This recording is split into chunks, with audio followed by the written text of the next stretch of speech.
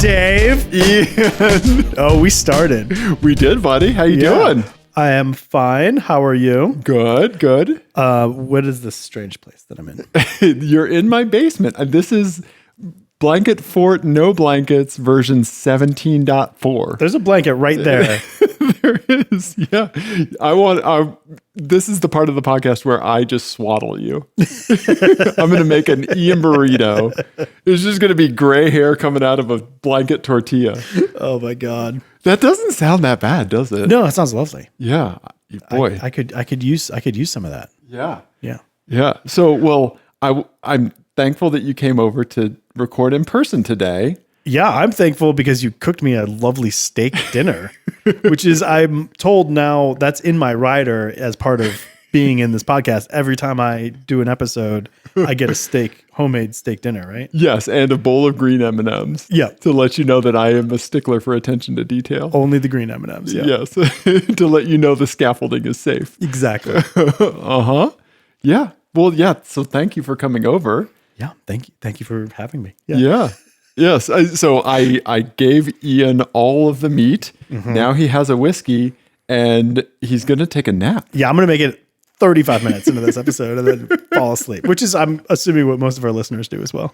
Right. And so both you and I, like, the redundancy check is failing because we're both going to nod off. Uh-huh. Yep. Yep. Exciting podcast, isn't it? Mm-hmm. Can Ian and Dave race the meat sweats? Who will win? Have you ever seen those Instagram reels where people are like, I wanted to see if I could change the brakes on my car before the gummy kicked in. Yeah. I love those so much. And they're like, and now I'm wondering who named apples.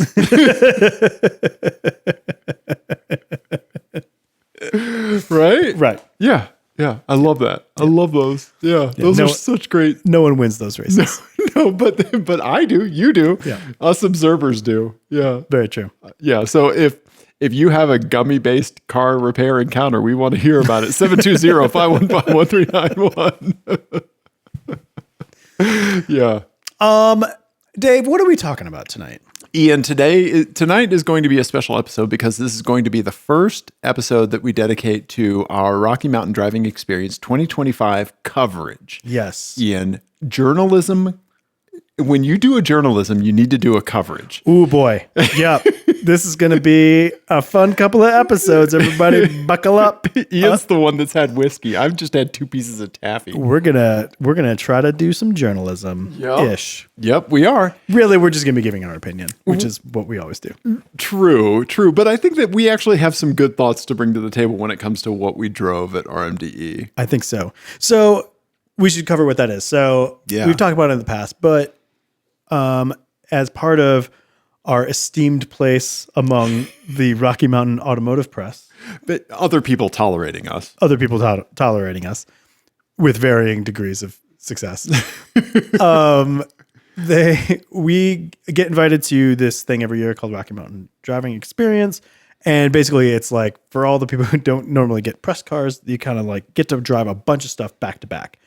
And I actually, on the rare occasions that we have had press cars just by themselves, I actually really still like this because even though you only get like 20 minutes in a car or 30 minutes in a car, you get that contrast of like, you're not just getting it in isolation, right? You get a little context. Yeah. Right? Because it's usually a pretty good spread of new stuff from like different genres of car. Yeah. And so you kind of get to like get your eye in a little bit more.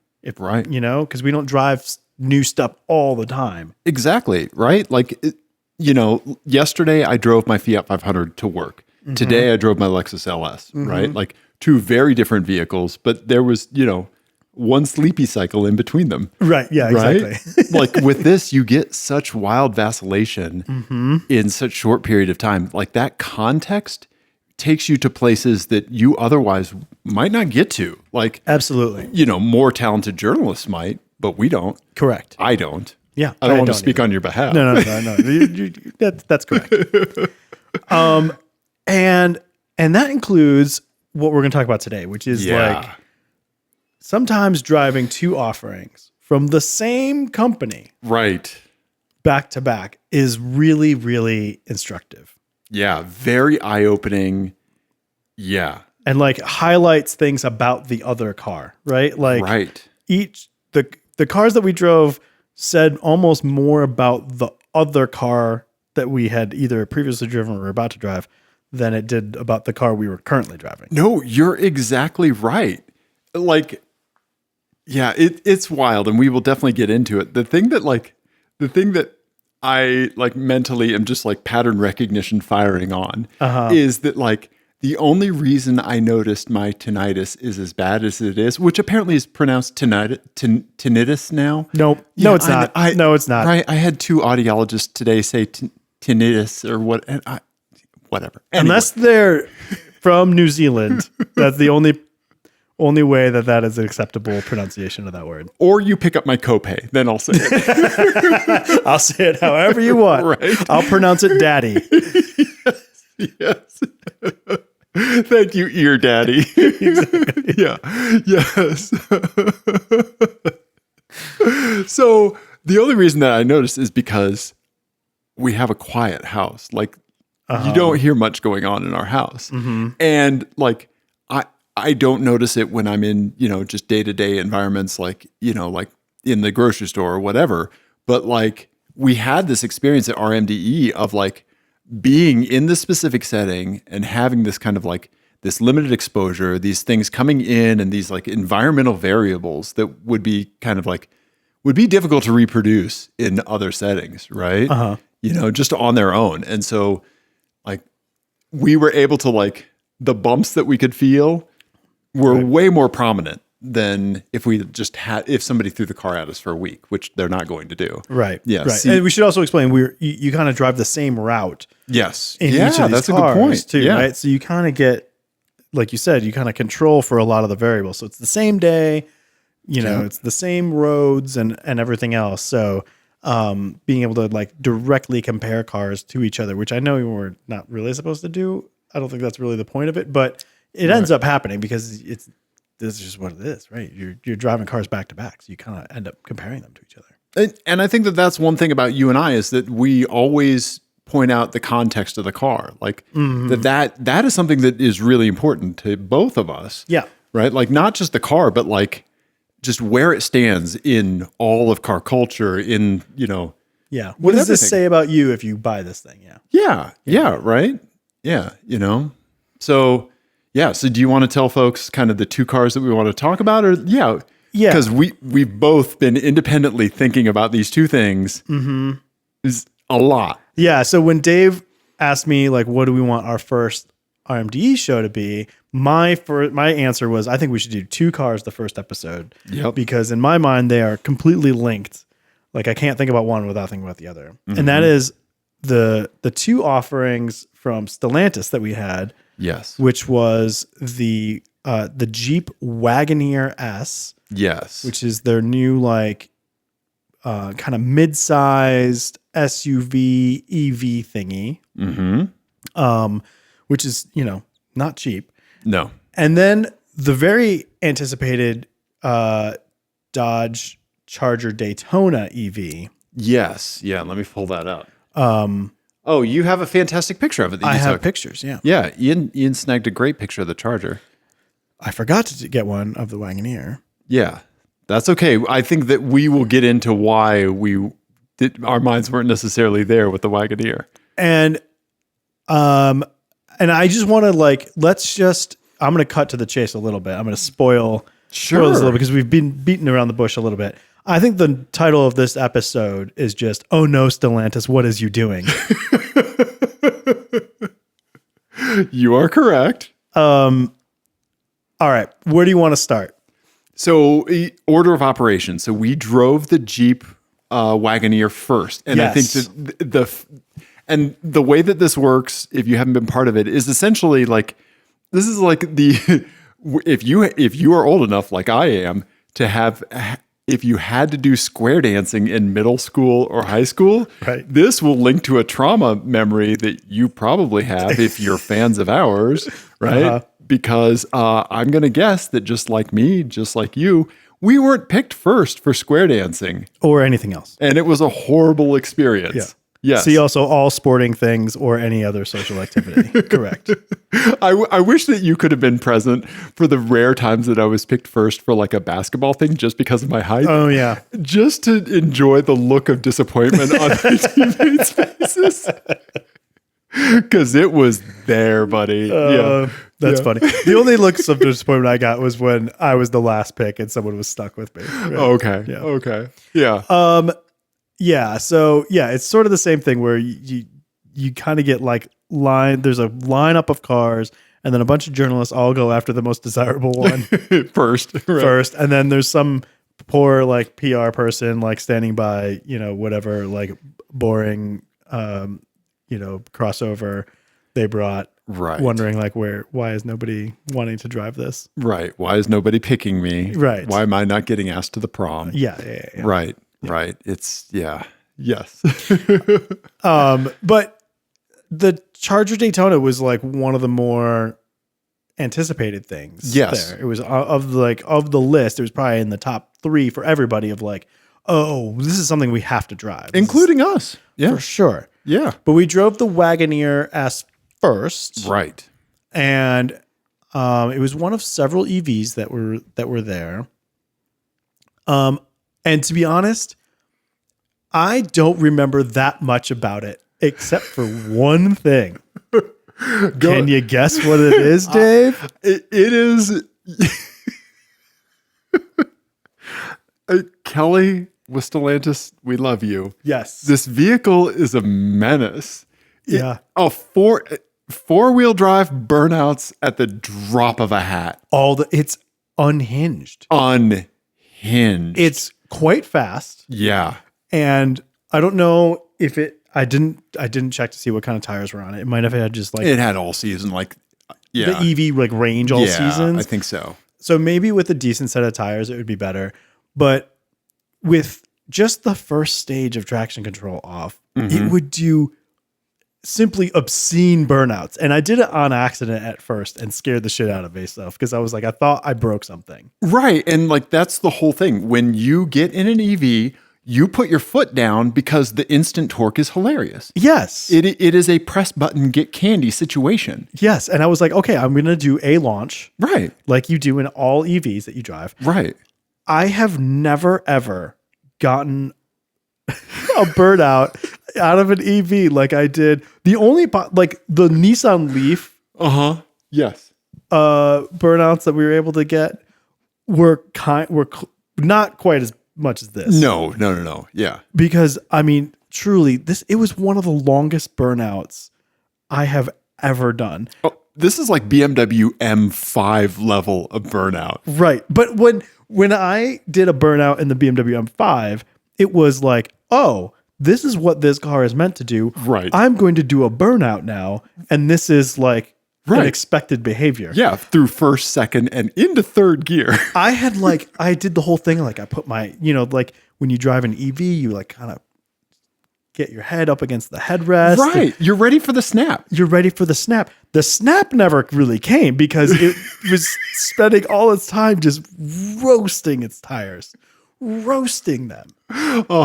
We should have slipped wild. a 50 into the sun visor of this thing just for like a tire rack gift card. It was unbelievable. Yeah. And when I first did it, I was like, oh, what? Oh, I'm going to do that again. Right. And then throughout the day, I know one other time we heard it. Oh, yeah. Like we knew exactly what had happened as soon as we heard the sound on like typically this is like at a hotel conference room or whatever. Like on the other side of the hotel, we heard the chirp and you and I just looked at each other and we knew exactly what happened. I don't even know if we said anything. It was just, It had just left and you could hear the unmistakable sound of it just roasting tires from a dead stop. Yes. Yeah. It's crazy. It is. So remember, I think I had it for the second part of our driving route. Yeah. Right. Which involved a merge onto the highway. Mm-hmm. And there was a dude, there's like a very specific, and PETA is not one of these guys. There's a very specific excessively modified Audi bro. Oh yes, especially Right? yeah, we get them in Colorado a lot. Yes. Yeah. Yes. Right. I mean, Audis can be tuned like fucking crazy and they are genuinely really fast. Right. And Peta's is amazing. Like, I love what he's done with it. And he is not like I was not that type of third Infinity owner. He is not that type of Audi Right. Yeah. person. Right. So I don't want anybody to think that like our buddy is one of these guys, but like there was one of those guys behind me when we were merging onto the highway, and he thought he would be able to get around us on the entrance ramp. Yeah. And I shut the fucking door on him. Oh yeah. So quick. Yep. Yeah. Yeah. That's what I always think about this because I will rent EVs sometimes. Yeah. And I was thinking about it as like it's the EV problem solver. Yes. You just depress your right foot. And Right. you just like make your problem disappear. Yes. Yeah. Right. Yeah. It's the solution to and cause of all of life's problems. I think that a lot of yes, right. I think a lot of us like have been at the point where like we're like, yeah, my car's pretty quick, and Right. then you get humbled by something. I humbled the Audi bro that day. Oh, for sure you did. Right, because after we had gotten on the highway, there was definitely the tail between the legs behavior where he was like, "I'm not fucking passing that guy." Right. Right. Yep. And it's not like I'm not street racing, right? I'm not going to do that. Had he pulled up, guess what? I don't engage. He would have just. Well, no, he rolled was on. trying to get around you over a solid line, which Right. always just drives me crazy. Exactly. But I mean, in his defense, this is a very like modest looking. It doesn't look like anything special. It looks like a SUV, right? It does. It looks like a Peter Frampton of Yeah. car. Yeah. Right? Just very middle of the road. Yeah. Nothing spectacular about it. Right. And it's not ugly or anything. Like, we don't hate the styling, but it's just very like it just fits in with everything else. Yeah. You know? I mean, if my prescription was off by just a little bit, I'd be like, oh, that's a Chevy Equinox or whatever. Right. right. Like, Yeah. it's boring. Yeah. But that belies the craziness Right. underneath, which is Yes. again, I got it to squeal tires at 40 miles an hour. Yeah. Yeah. Like it feels unfinished in the best way. Right. And we talked about this. I think I landed on kind of like how this all came to be. We could Yes. I have a Our theory. wild speculation. Yes, that is absolutely correct. Right. Right. Yeah. We have no proof of this, but we have been in. But it feels right. Well, we're speaking from corporate IT experience. Sure. Yeah. We know research and development cycles. We know ticket queues. We know bug fixes. We know, like, to some extent, R&D cycles. Right. I think you more than I do, but because I have worked with vendors on the opposite end. Yeah. Right. We're both coming about this from the same, right? And finger cuffed in the middle is the Jeep Wagoneer EV. But I really do think that when it came to like the traction control algorithms, like whatever they were doing for the actual firmware code, like embedded system that is controlling the traction control, I think they just did not take the time to truly dial it in, given the car sensors, given the tires that will come on it, given all of the other variables. I think that it was probably just, Rev 1, Rev 1.1, 1.1A. Yeah. It never made it to like the 2.0 that it should have made. Yeah. Because Stellantis is having problems. It was Rev 1.A draft do not ship. Right. Yeah. Yes. Right. For internal use only. Okay. Yeah. So I want to, this is a good segue to the other car because what you're sort of describing is like, there's this weird, kind of like amorphous concept in our world called user experience. Right. Yes.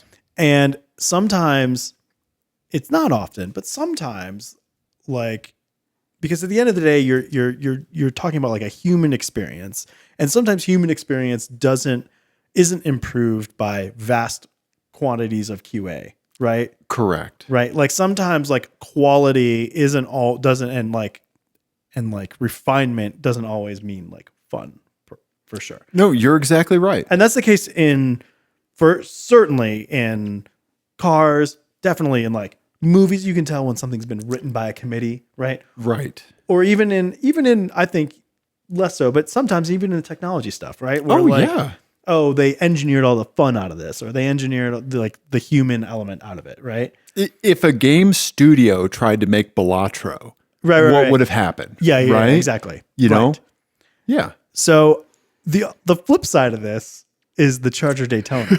It is. Where, okay, so we got out of this thing and we were like kind of giggling and like, I forgot to take a picture of it because we were just so flabbergasted by how unhinged it was. And then we're like, well, if that's like that, right, then what is this Daytona going to be? What? Yeah, we were like ready for it to blow our asses out. Yes. And I will say, so I know that from a journalistic perspective. Can I get a fact check on the ass blowout comment, please? We're on Snopes. Their ass is intact. Their anus is still in their body. I know, so I deliberately have not read anything about this because I knew we were going to be talking about it. Right. And I just don't read things. So yeah. I didn't want to taint myself. I do know that it's controversial. I don't know if other people are going to land on kind of our same take or my same take, but it's like the mirror image. It's the complete opposite of the Wagoneer, right? Like it's amazing looking. First of all. It looks fantastic. That like one thing that doesn't really come through in the photos is that front pass through front spoiler on the hood. Yeah. Super That's cool. insane. Yeah. It's super cool. And like it looks like there's more visibility out of it than a kind of a current generation Charger you would have or a Challenger. So they kind of fixed that a little bit. And like the packaging is nice inside, you know, all of that. But it's pretty boring. Yeah. Yeah. And I think that we can kind of speak to that on two levels. After coming from the Wagoneer, yes. But if we were to get it if we were to just be exposed to that, I think that we would kind of grow tired of it. Yeah, I mean, it looks amazing, and that is a huge point in its favor, I think. Yes. But it doesn't drive that much differently than a Polestar or a Model 3 or any other like kind of similar EVs that I've driven. Like EV sedan, like XEV sedan. Yeah. Okay. I mean, there wasn't anything, it didn't have any feel to it. Like there was nothing that like Hellcatty. Right. Where like when you're driving a Hellcat, you know all the time, this is a Hellcat. Right. I love that point that you made. I've thought about that a lot. That was a great point. I don't remember what we were talking about, but when we were driving, you were saying like when you're driving a Hellcat, you never forget that you are in a Hellcat. It's constantly reminding you through your butt, through your eyes, through everything. Yeah, totally. And this is like it just feels like a car, but it looks amazing. So you don't get to enjoy that because you're in it, right? And it's the total opposite of the Wagoneer because the Wagoneer looks like a car, but is unhinged to drive. Yeah. Embarrasses Audi bros. Yeah. And this is faster, maybe fast, but it doesn't feel fast. It feels fast in the way that like a Polestar is fast or Tesla is fast. Sure. Yeah. It's not fun fast, right? Right. It's not like being silly. It's not surprising. No, there's nothing surprising or silly about it. And that was something that I think the Hellcat certainly had. Was like, it's a very silly thing to strap 600-700 horsepower into a very wobbly sedan. Yeah. It was ridiculous. Just go for it. It was ridiculous and hilarious. Right. Yeah. And we love them for it. Yeah. And this is none of those things. This is very sensible. Right. And it would be better if it was worse. No, you're exactly right. Right? Like they should have spent less time on this and more time on the Wagoneer. Yeah. No, you're exactly right. But it seems like that's exactly what you think, right? Like that somewhere in the management chain, they were like, this is our we're Make or devoting break. all the resources to it. Right? What are you working on? Wagoneer No. traction control. Get over here. Right. Get Yes. some noise, vibration, and harshness out of this Daytona instead. You're exactly right. There were literally scribbles left on drafting tables, like Right. on the Wagoneer side. Uh-huh. Like this is when Apple did the Lisa, right? Like, or when Steve Jobs caused that like crazy rift between Apple and Macintosh, right? Like that, all the like the internal strife of like the people that were identified and pulled to the Macintosh project, Right. and the resentment on the Apple side, and like just all that kind of like stuff. Like there's probably it comes down to like, what am I trying to think of? Like the project management sprints, Yeah. right? Like that kind of stuff. Like all of the like the resource hours being in the Charger bucket and none being in the Wagoneer bucket. Yeah. It is what it feels like. It feels Yeah. like this was like over-engineered a little bit, and the Wagoneer was under-engineered. Yeah. And you kind of result in two cars that don't really make sense, right? Because like you don't necessarily want like something unhinged out of your like family SUV. Right. Yeah. You don't want that car to take you by surprise. The Yes. same way you don't want to go to Burger King and just have like fried asparagus thrown at you. Right. Right. Like, no, we're going to Burger King because I know what Burger King is. I get in a Wagoneer because I know. I get it my way, Dave. My way. Unless it's fried asparagus, then they say no. Yes. They say, get out of here, Ginger. Yeah. Right. Yeah, but you almost want like a drivetrain swap between these two cars, right? Honestly. Yeah. Right. It's really strange. It is.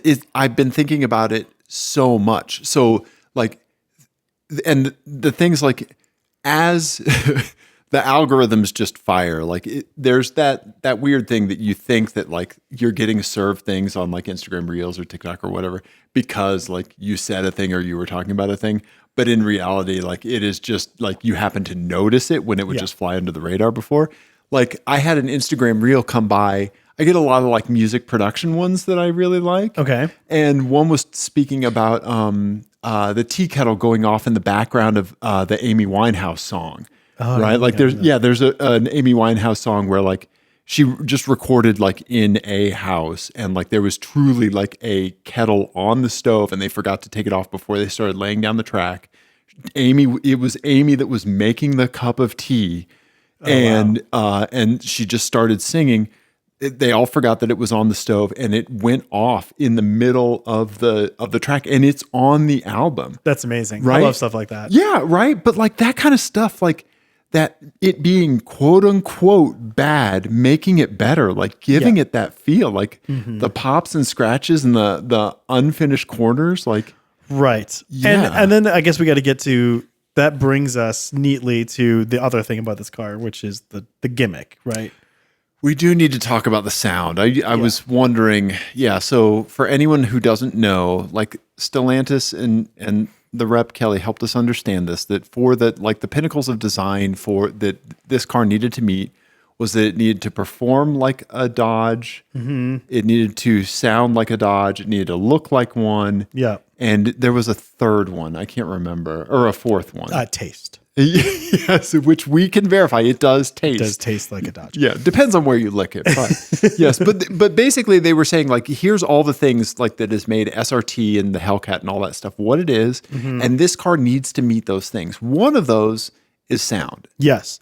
So the sound from the outside was kind of like an interesting party trick, whatever. Yes. It didn't sound terrible. I would say the sound on the inside was less successful. I would agree that it failed on the inside. Right. It was. We turned it off almost immediately. If us two people that don't hate fun, right. I would say that you and I are probably the most capable of just having just pure enjoyment at an event like this, because there's the only stress of follow-up productions based on our attendance of the event is self-imposed. Correct. Yes. Right. We don't have like press outlets. We don't have to put food on the table by writing or producing content about these things. Right. Right. We're the most equipped there just to be silly and have fun. Yeah. At CGMC pickup truck. But So you think a silly, fun thing would be the thing that we're most into. Yeah, you know what though? I have a real strong bullshit detector for things that are like, won't this be silly? You know, like things that are like, or, you know, like brands on April Fool's Day. Yes. You know, it has that same sort of energy. Yeah. Of like, or like, may the 4th be with you. I want to stab people every time I hear that shit. Right. Yeah. Like it's like engineered fun. Right. Mandatory fun. Yes. I have a real aversion to that. The only one that I tolerate in this house, we celebrate Avril 14th, Aphex Twin Day. And that's it. Okay. I don't know if you know about that or not. It is fantastic. One of the most beautiful songs ever composed in the universe. Mm-hmm. And this is not me saying this. This is, you know, hundreds of thousands of people saying this. On April 14th, everybody like posts like them covering this Aphex Twin song. And so you get like flute covers and cello covers and like drum covers, and it's beautiful. It's people celebrating Aphex Twin, right? Okay. Yeah, and the beautiful song that is April 14th. Yeah. Okay. Yeah, it's fantastic. So next April 14th. I mean, they should just call it Bleep Bloop Boxing Day. They should. Bleep Bloop Boxing Day. Rubber baby buggy. That's a hard one to say fast. Yeah. No, but yeah, so you're right. This like forced mandatory fun. Mm-hmm. I love your bullshit detector for this, because like I think that there's some things that like we default to the other person to be like, oh, like I'm going to push Ian in the front for this, or you're like I'm going to push Dave in the front for this. Oh, we're talking about feelings. Dave, get in there. Right. Oh, like forced fun bullshit detector, Ian. You know, so I appreciate what you bring to the table with this. Yeah. No, but I think it's that same ethos, right? Of like, of being like over considered and over engineered a little bit. Yeah. You know, where like the original Charger and Hellcat was like, hey, we have this old ass platform. Let's shove a huge fucking engine in it. Right. No, like kind of taking like the Viper mentality into a sedan. Yeah. Time for lunch. Right. Does it need? No, just cut, copy, paste. That's how it felt. And this feels the opposite, and it's worse for it. And I feel like that the noise generator thing is not the sign that they want it to be. I think it's a sign of what we're talking about and not that it's fun. Correct. You know? Yeah. I could not imagine someone that drives around with that in like the track mode, because it's loud. It is super loud. There's a few different modes that you can have it in, so you can have it on. Ian and I, noise boys, fun boys, could not tolerate it in any of the modes.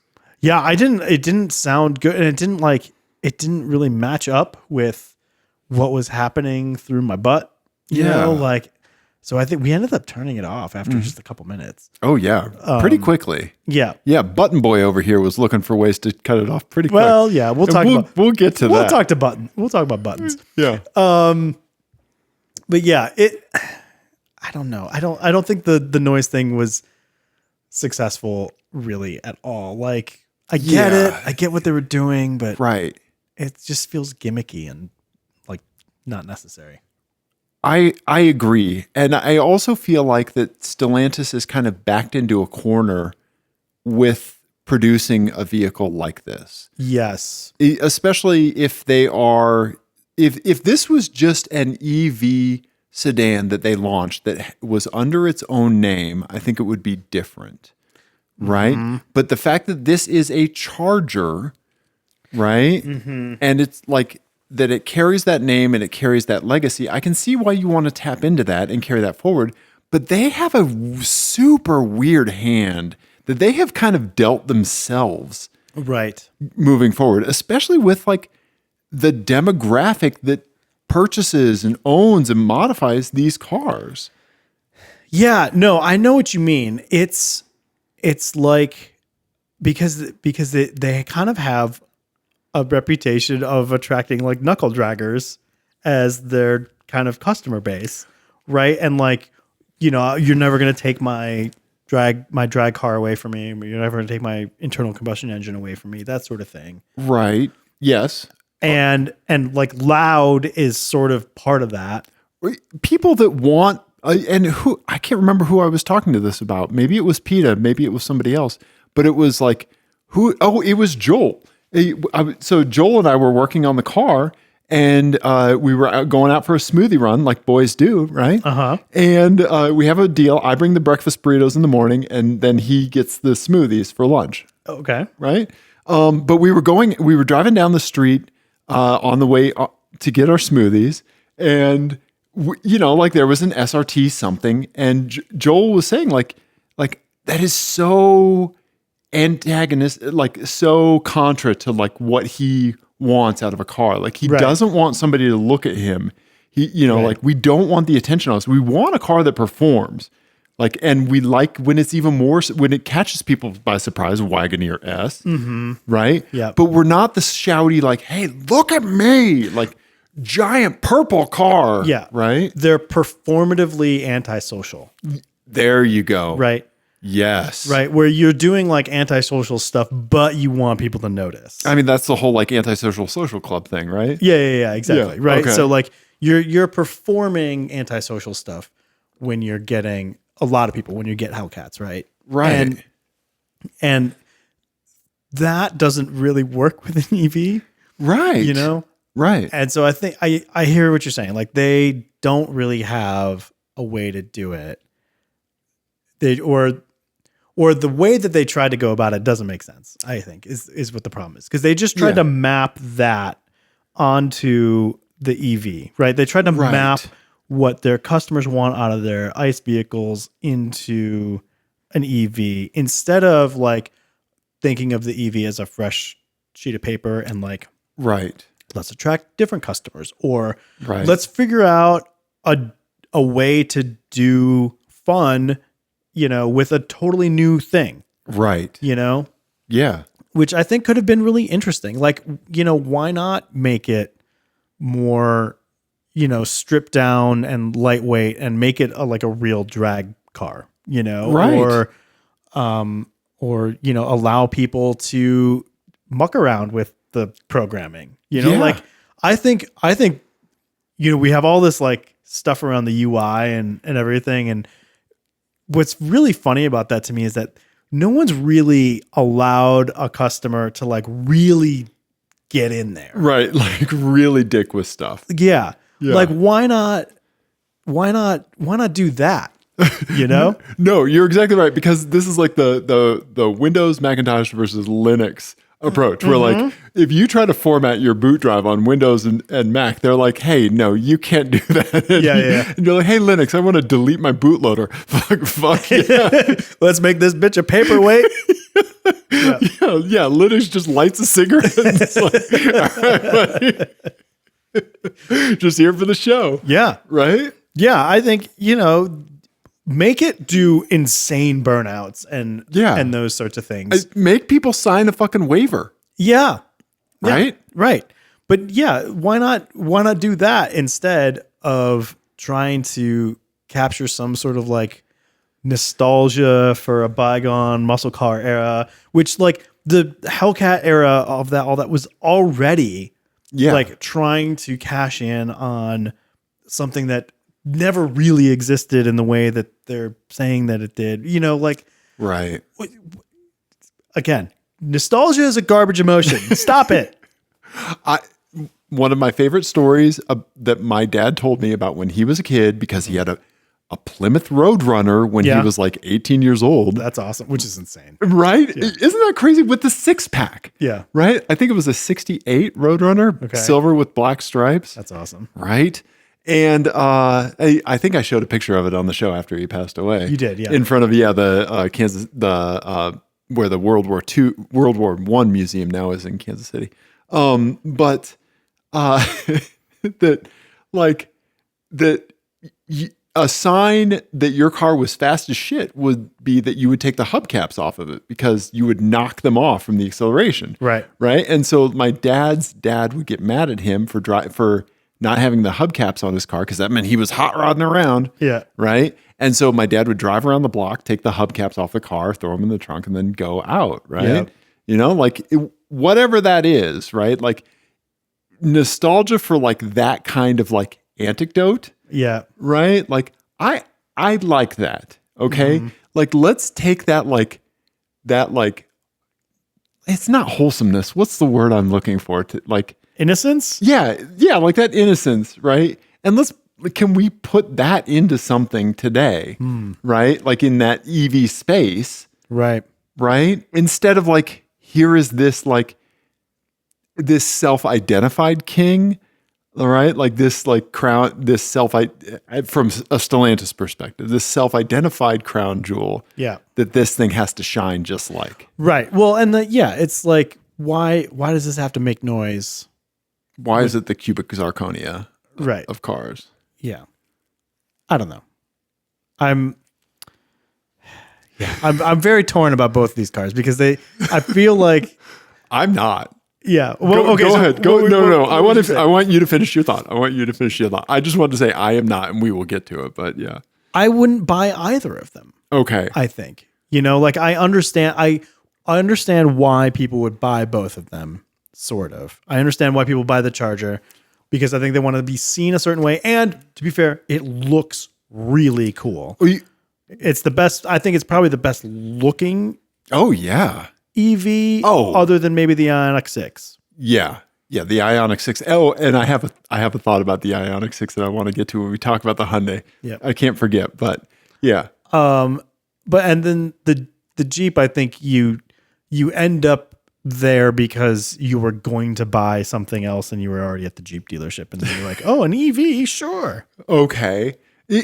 Okay. Do you think that you understand why people buy them, or do you think you understand why Stellantis thinks people will buy them? Oh, but I understand both of them, but they're totally different things. Right.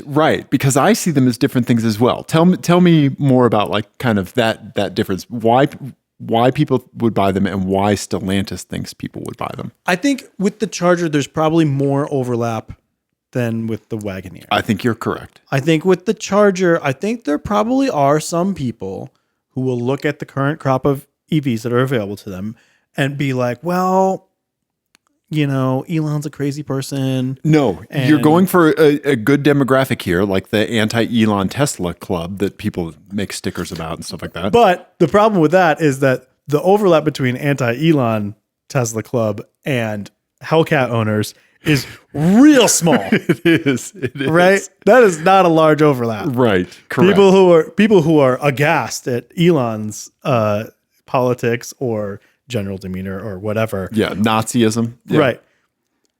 Those are not Hellcat owners. Right. Right. Because again, Hellcat owners are performatively antisocial. Those are Elon fans.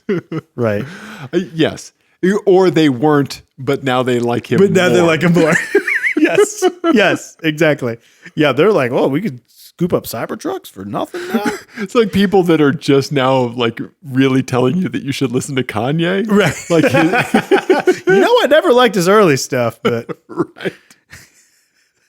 College dropout. No. But have you seen these tweets? yeah. Yeah. Right. I mean, that's sort of who they're left with, right? Yeah. But to be fair, if you were unaware of the context of the previous Hellcats and SRT stuff, Yeah. and you were just looking at this fresh face as like a newborn looking at the EV market, Wow. and you just wanted a good looking EV, Right. Yeah. with 4 seats.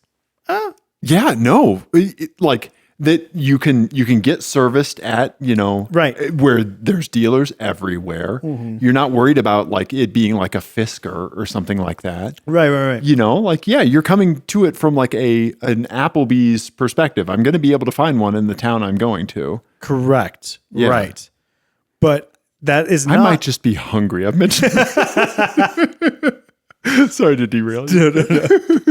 But that's not capturing a bygone era. Right. Right. That's not doing what they set out to do. No, you're exactly right. You're exactly right. So I think that's the difference there. And then with the Wagoneer, I think it's the same thing. I don't think.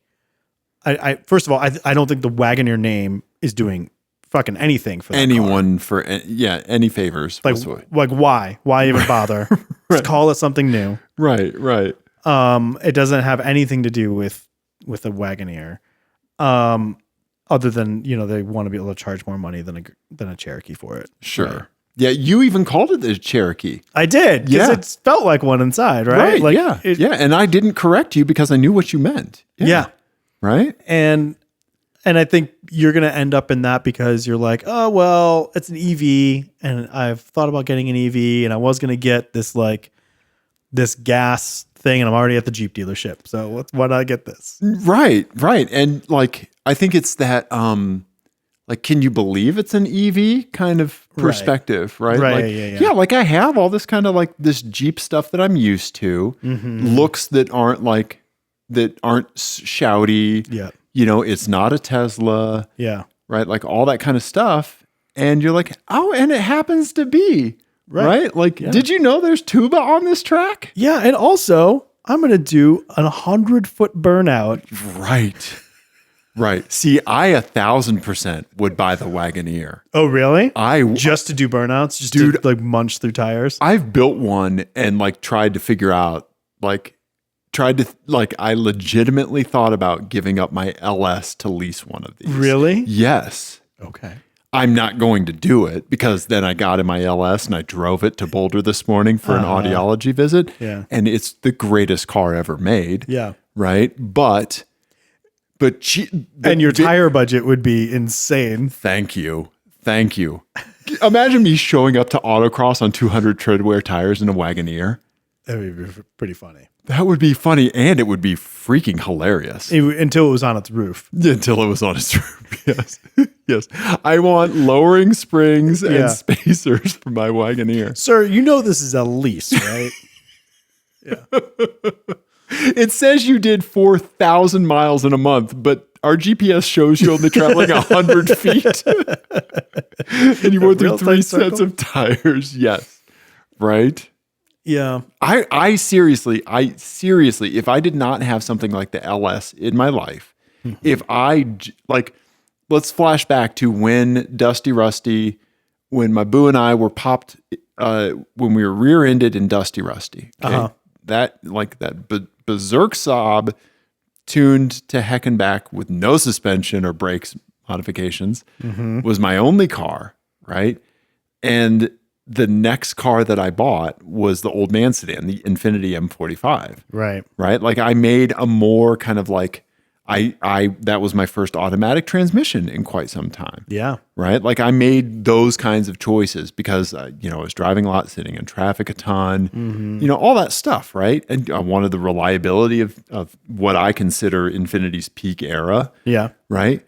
But if I was back if that same situation happened to me today, and I had an unreliable, very fast car, and I was trying to get something that like was more reliable, but also fun and fast, because the Infiniti was pretty quick. Yeah. Right? Like it had great character. Yeah. Right? I mean, not like a turbo at altitude, but still, it was enough. Yeah. I would 1,000% get the Wagoneer and not even be mad about it. Okay. I really would. Interesting. Yeah. Yeah, I don't know. It's still like like it's an SUV. I want that unhinged feeling in a car. Right. Yes. Yeah. Right, which is like why my Fiat 500 Abarth is so delightful. Right? Yeah. It's not like truly unhinged. Because it's also unfinished.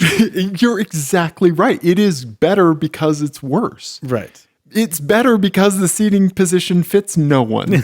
Right. Right? The fact that you and I, like when you get in to drive it, you barely move the seat, if at all. Yeah, I think our driving position in that car is closer than it is in any other car. Right. Yeah, exactly. Right?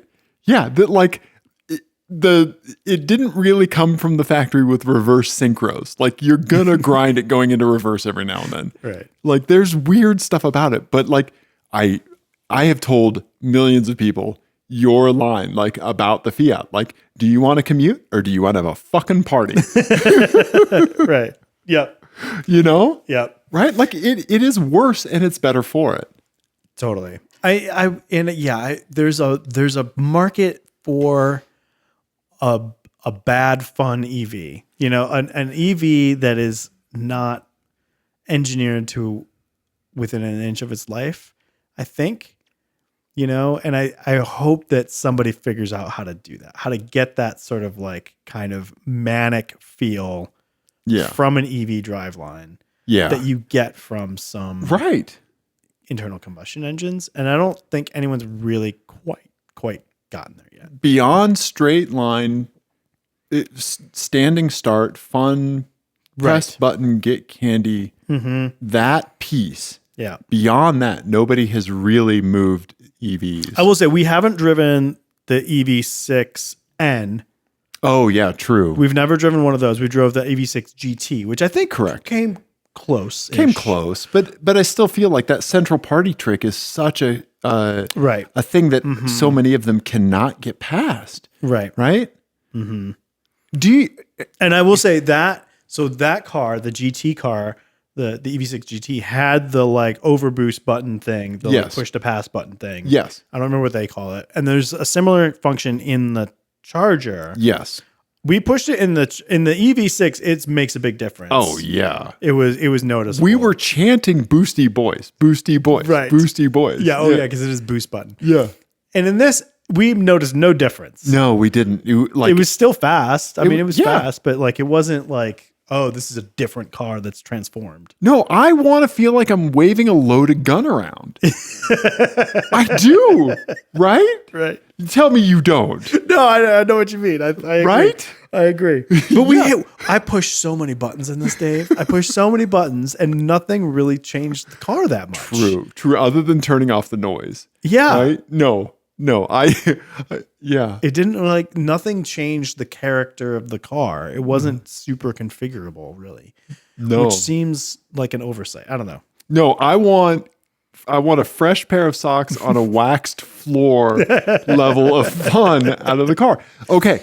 Do you want, when it comes to like an EV, like what you want out of an EV vehicle, do you want U2's album that was pushed onto everyone's iPhone, right? Or do you want John Spencer Blues Explosion Acme? Yeah. Right? Yeah, because this is what was pushed onto the iPhone. Right?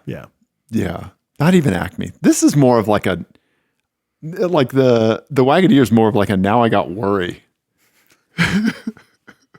There's like 3 listeners who are gonna understand what you're talking about. Hey, the first like 3 John Spencer Blues Explosion albums, gold. They are really good. Yeah. Yeah. So I think mixed results. Dude, the fact that we could experience these things back to back, that they were so different than what we expected them to be, what Stellantis I think wanted them to be. I think that we can say that safely, that both of these vehicles are not quite what Stellantis expected or wanted them to be. Yeah. When it came to reception, because we can't be the only ones that were bored by that car, by the Charger. Right. Yeah. I haven't read anything because I haven't read anything either because I didn't want to. But again, I keep coming back to it. It does look very good. It looks amazing. And it looks better in person than it does in the photos.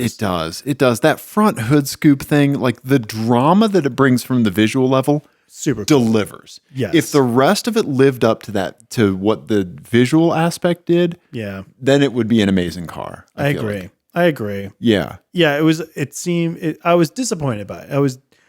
Because I did want, I'm not like a huge Dodge SRT fan, as obvious by everything I've just said about all their customers, but you like fun. Yeah, and I liked that they existed, right? Yes. Like I never wanted to own a Hellcat, but I kind of enjoyed that they existed and like that, I know where the crazy people are because I can hear them coming from a long ways away. That's kind of useful. Right. But I honestly did want them to stick the landing on this, and I just don't think they did. I think they're still going to sell a shitload of them. I just wish it was better. I think that if you were to be someone who bought this car, the happiest that you will be with it is after you park it, reverse into a spot, after you reverse into the parking space, and you're walking away from it and you give it the look back. Yeah. that's when you're going to be the most satisfied with this purchase. Right. Other than that, I don't think it's going to live up to those moments. Yeah. Well, and it also makes me wonder, like, if they weren't constrained by this needs to look like a muscle car sort of thing, like what kind of crazy, cool looking designs could they have come up with? Right. Like, cause there's stuff in here that I think would look so cool on a different shape. Yeah. But they kind of have themselves in a corner, like you said, a little bit, right? Yeah. I really feel like they are in a prison of their own making. For sure. Yeah. They painted themselves into a corner. Yeah. Yeah. And it sucks because there is so much potential there. Mm-hmm. Right? Yep. I agree. Yeah. I agree. But from understanding like corporate environments and these kinds of things, we can see how it happened. Mm-hmm. We know like why it is the way it is. We know why the Wagoneer is the way it is. Yeah. Right? This is the same reason that the Southwest system crashed because no resources were devoted to it. Right. Right? This is the same thing that gets you 100-foot burnouts in a Jeep Wagoneer that looks like a freaking Chevy Blazer. Our corporate resources zero sum. Well, here is your answer. Right? You know? Yeah, I mean, this was the thing where like we've run into this in the workplace and stuff like that, where it's like, even in our hobbies, we're like, there's a bunch of stuff we want to do, but there's only so much stuff we can do. Right? Yeah, it's money and time, right? Yeah. Yeah. Same answer for everybody. Right. And the Wagoneer, like it has to play by that math too. Right. Right. And like the same way it's the sourdough starter that's 4 months old in the back of your fridge that you forgot about. Yes. That you're a little afraid of, right? You're kind of worried about popping the top of that thing because you're like, I'm going to do this outdoors with oven mitts and swim goggles on. Right. Right. Exactly. Yeah. Yeah. You have a colander on your head. Weirdly, I now need a new set of tires too. Yeah. That's really good. The forgotten sourdough starter. That's really fucking good. Oh my God. I love that for the Wagoneer. Yeah. I got to put the picture of the Wagoneer back up because I just, Yeah. Look at it all bubbly in there. Yeah. Yeah.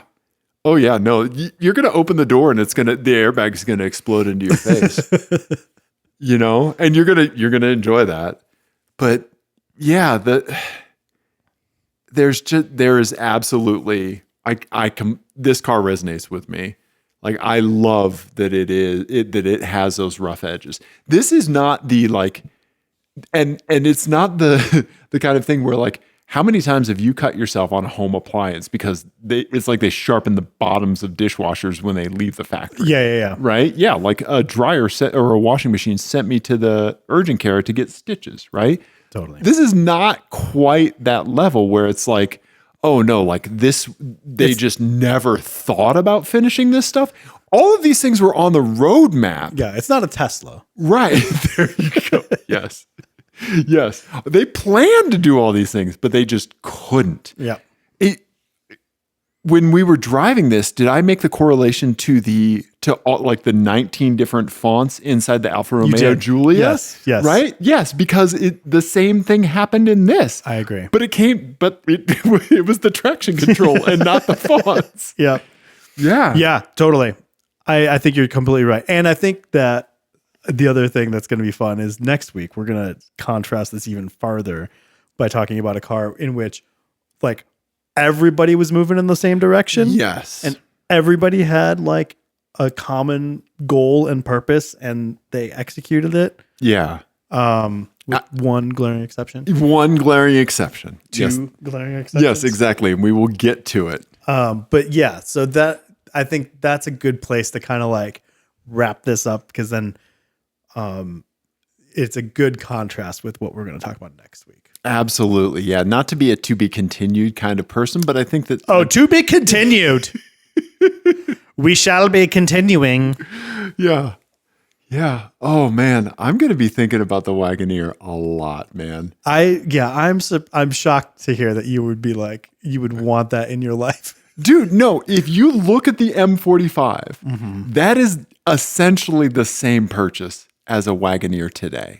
Okay, but here's the real question for you, because I've known you now for quite some time. Yeah. I understand that you want to know that you could do those insane burnouts. Right. Would you ever actually turn off the traction control and do the crazy burnouts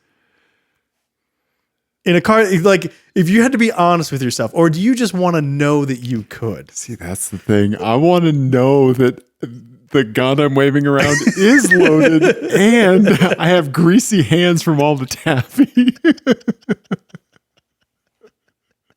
Okay. Yeah. So you think you would actually do the burnouts? I think I would, not to the extent that two people definitely did do in this car In Mexico. But I do think that I would chirp shit constantly. Okay. I would mess with the edges of it. Okay. Yeah. All right. Just to remind yourself you're still alive. Honestly, yeah. Okay. I would not color off the page, but if it gets out of the lines a little bit, and that's just a little bit of expression. Okay. You know, there's just a little bit of extra zhuzh. Right. You know? Okay. Yeah. You're not gonna have an affair, but you'll steal a cherry out of somebody's drink. Yes. And after I've asked them under my breath, if you don't say anything, you're perfectly fine giving me the cherry out of your cockle. Whereas I cannot wait until these start showing up in rental fleets for you. Yeah, that's a good point. Oh, dude. Oh, yeah. Yeah. Because then we were talking about this. I can guarantee that this happened in Stellantis somewhere. I know this for a fact. If anybody could truly verify this for me, it would give me closure at such a deep level. I would give them the equivalent of my therapy copay for the week. But I can guarantee you someone in Stellantis actually had to show someone else how unhinged it was. Right. No, you don't understand what we've done here and what we need to do to fix this. Mm-hmm. Right. Because they were saying, like, we do need to spend these development resources on fixing the traction control. Otherwise, it's just people aren't going to like this. They were operating under the assumption that everybody is coming from a place of genuine authenticity and good motivation, right? Everybody just thinks they're trying to do the right thing. Yeah. Right. Oftentimes, right? It's safe to assume that somebody in Stellantis was probably like, hey, I've worked with these people for a while. I know that I can tell them that I think something's up, right? We should look at this. This isn't an unsolvable problem, that.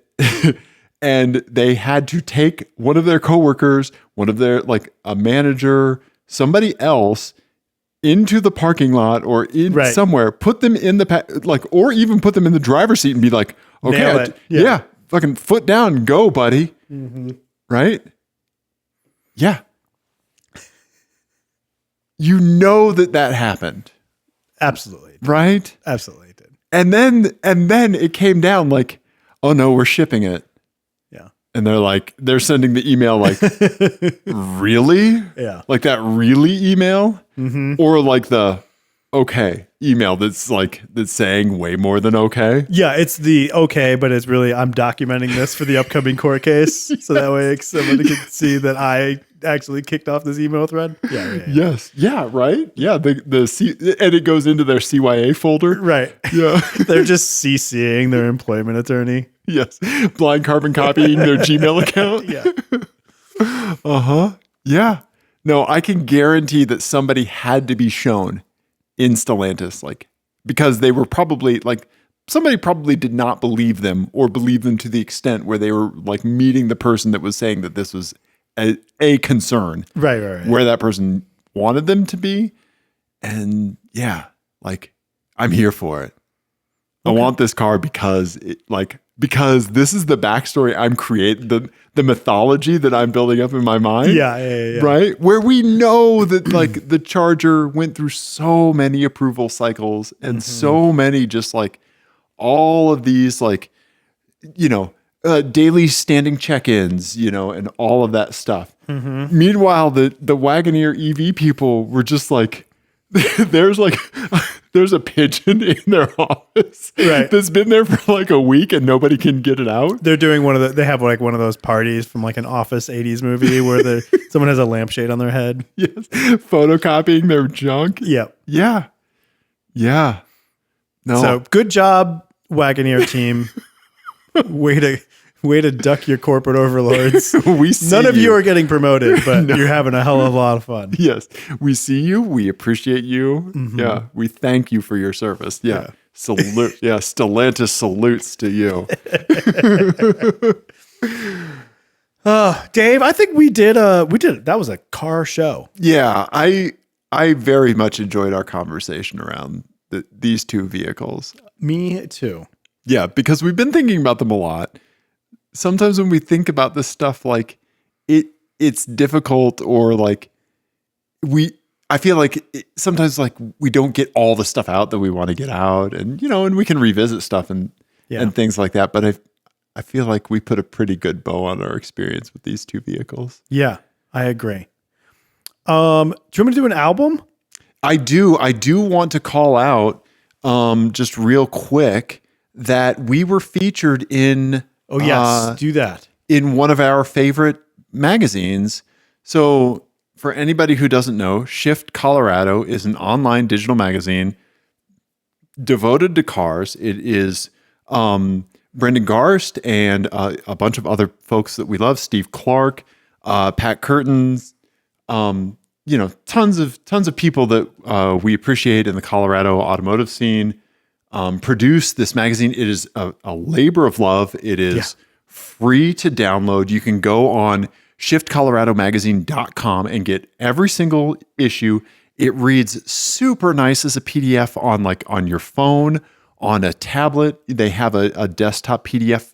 They make separate versions of their PDF for desktop and mobile consumption. That's the care that these people are putting into the magazine. Okay. Yeah. Love these. Every issue is fantastic. Look at the cover photo of issue 12 with the yellow E36 M3. Super cool. How perfect is that? Drifting like a boss, right? Yep. So Shift has the mobile and the desktop version.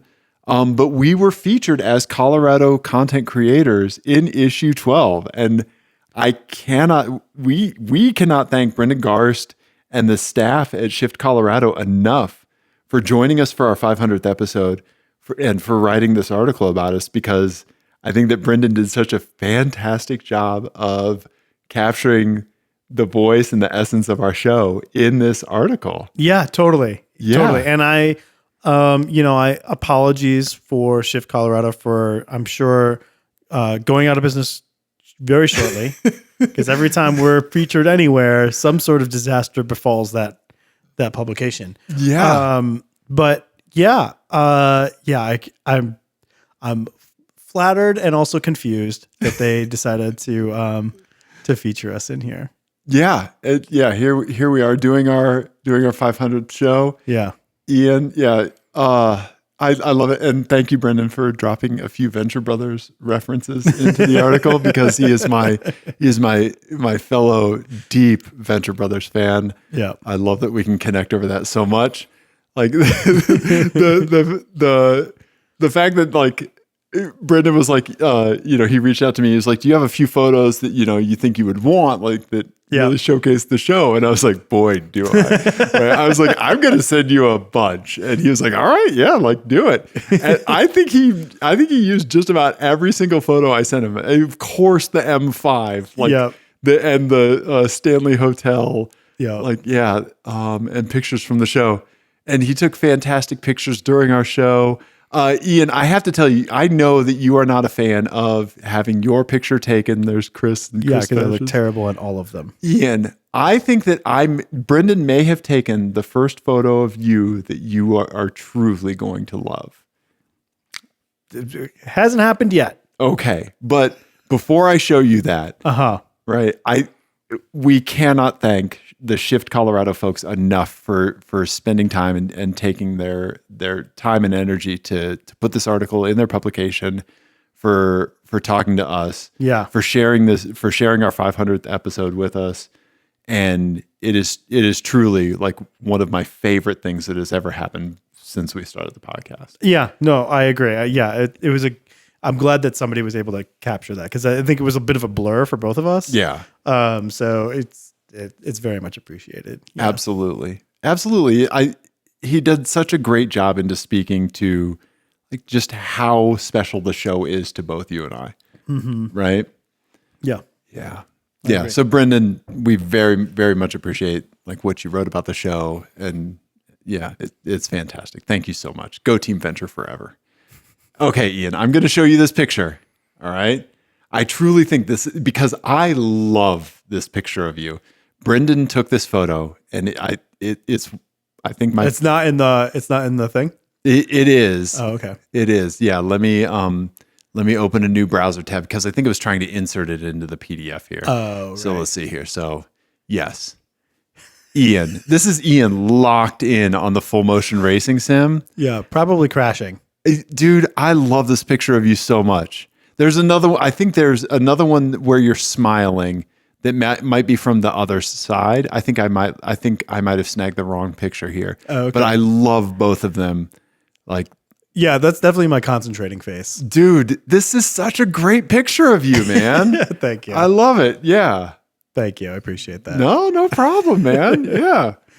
Yeah. It was such a good time. And yeah, like when I think about like the time that you and I had at the 500th and our like, and Shift Colorado magazine, like having that, like those pictures be part of it, makes me really happy. So thank you, Brendan, for taking pictures. Yes. Yeah. Thank you. Yeah. So, and thank you again, Ian, for doing a podcast with me that like let us drive these unhinged vehicles. Yeah. That let us meet Brendan and Steve and all these people that, you know, like we probably never would have met had we not like gone down this dumb road together. I agree. Yeah. Right. Thank you, Dave. Yeah. No problem. I mean, you set up all this shit. Well, thank you for making a weird French film with me.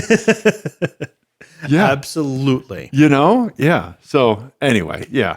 You know, I think that there is definitely a piece of truth when you say like nostalgia is a bullshit emotion. Mm-hmm. But, you know, yeah, like I'm very thankful for for just the things that we have to enjoy about the show, like what we've built. So yeah. Good. Yeah. Anyway. Yeah.